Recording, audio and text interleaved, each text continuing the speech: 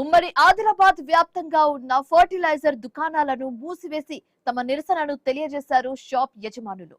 Online విధానంతో తాము ఇబ్బందులు పడుతున్నామని ఆవేదన వ్యక్తం చేశారు. FOL విధానాన్ని తీసుకురావాలని డిమాండ్ చేస్తున్నారు. కొన్ని ఎరువుల ఉత్పత్తి కంపెనీస్ తాము తీసుకునే వాటికి లింకులు పెడుతూ ఇబ్బందులకు గురి చేస్తున్నారని ఫైర్ అయ్యారు. గతేడాది ఎరువులు అందక రైతులు ఇబ్బందులు పడ్డారని వాపోయారు. అయితే ఈ ఏడాది కూడా రైతులకు ఇబ్బందులు తప్పేలా లేవని చెప్పారు. తమ డిమాండ్స్ ను కంపెనీస్ పట్టించుకోకపోతే మహారాష్ట్రలో లాగే మొత్తానికే షాప్స్ మూసివేస్తామంటూ హెచ్చరించారు. దీనిపై మరింత తాజా సమాచారం మా ప్రతినిధి శ్రీనివాస్ అందిస్తారు.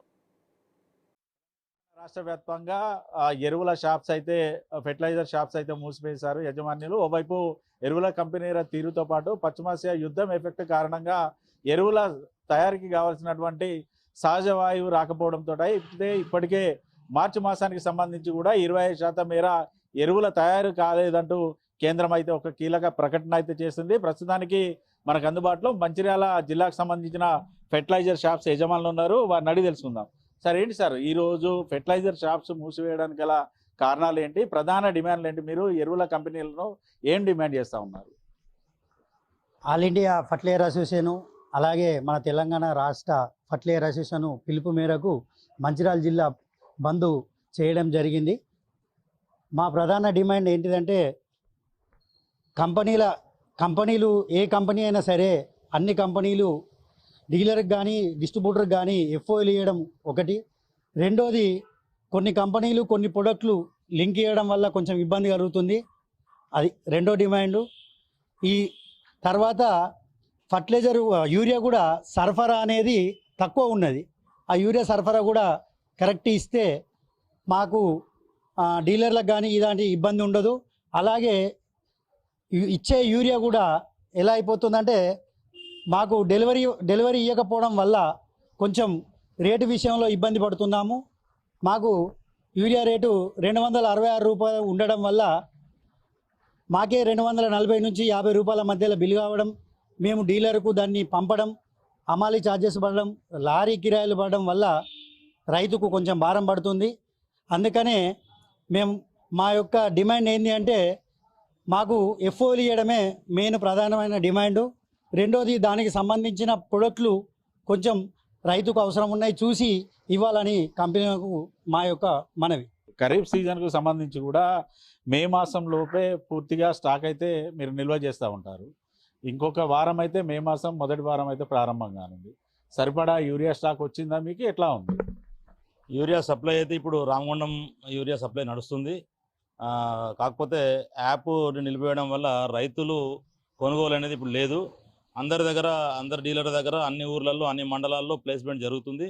మార్కెట్లో కూడా స్టాకును పెట్టడం జరుగుతుంది.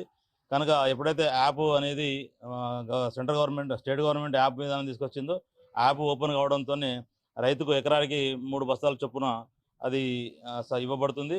కనుక సప్లైస్లో ఇప్పటికైతే బాగానే ఉంది. ఇక ముందు కూడా ఇంకా సప్లైస్ రావాలని కోరుకుంటున్నాం.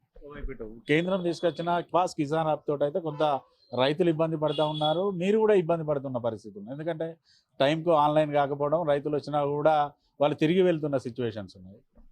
అది ఇప్పుడు యాప్ ఇప్పుడే ఈ ఇయరే స్టార్ట్ అయింది కనుక రైతులు ఇబ్బంది పడుతున్న మాట వాస్తవమే. కాకపోతే ఈ విధానంతో ప్రతి ఎకరాకు ఎకరా వ్యవసాయం ఉన్నా ఆ ఎకరాను మనం యాప్లో పెట్టేసుకుంటే ఖచ్చితంగా పంట అయిపోయే లోపల 3 బస్తాలనైతే గవర్నమెంట్ ఆదేశాల మేరకు మేము కూడా సప్లై చేయడం జరుగుతుంది. కనుక రైతులు యాప్ వల్ల ఏం ఇబ్బంది పడే అవసరం లేదు. కాకపోతే కొంచెం మంది ఎవరైతే చేయరాని వాళ్ళు ఉంటారో, లేదు కొన్ని స్మార్ట్ ఫోన్ లేని వాళ్ళు ఉంటారో రైతులు ఇబ్బంది పడుతున్నారు. నా ఆలోచన అయితే రాబోయే రోజులలో అందరికీ అలవాటు అవుతుంది. ప్రతి ఎకరాకు 3 బస్తాలు అయితే యూరియా ఖచ్చితంగా దొరుకుతుందని నేను అనుకుంటున్నాను. ఎరువుల కంపెనీ యాజమాన్యాలు ధరలు పెంచడం, FOL విధానాన్ని రద్దు చేయడంతో తాము ఇబ్బంది పడుతున్నా, ఖచ్చితంగా తమ సమస్యలను పరిష్కరిస్తేనే షాప్స్ కూడా ఓపెన్ చేస్తాం, లేదనుకుంటే అసోసియేషన్ ఇచ్చే కాలప్లో భాగంగా కంటిన్యూగా కూడా షాప్స్ బంద్ చేసే అవకాశాలు ఉన్నాయంటూ కూడా వారైతే చెప్తున్నారు. మరోవైపు మరో వారం రోజుల తర్వాత అయితే ఇటు రైతులైతే ఖరీఫ్ సీజన్ పనులు అయితే ప్రారంభించే అవకాశం ఉంది. కానీ ఇప్పటికి కూడా తెలంగాణ రాష్ట్ర వ్యాప్తంగా రైతులకు సరిపడా యూరియా సప్లై అయితే కాని సిచ్యువేషన్స్ ఉన్నాయి. గత నెలలో ఇటు NTPCలో ఉన్న RFCL షట్ డౌన్ కావడంతో కూడా పూర్తి స్థాయిలో ఎరువుల ఉత్పత్తి కాలేదు. మరోవైపు పశ్చిమాసియా ఎఫెక్ట్ తోటి కూడా సహజ వాయువు దిగుమతి కాకపోవడంతో కూడా మార్చి మాసానికి సంబంధించి కూడా 25% మేర ఎరువుల ఉత్పత్తి అయితే తగ్గిపోయిందంటూ కూడా కేంద్రమే ప్రకటన చేసిన పరిస్థితి ఉన్నది. మరి ఈ నేపథ్యంలో ఈ ఏడాదైనా రైతులకు సరిపడా యూరియా బస్తాలు అందుతాయా లేదా అనేది చూడాలి. వీడియో జర్నలిస్ట్ రమేష్తో శ్రీనివాస్, ఐ న్యూస్, మంచిర్యాల జిల్లా నుండి.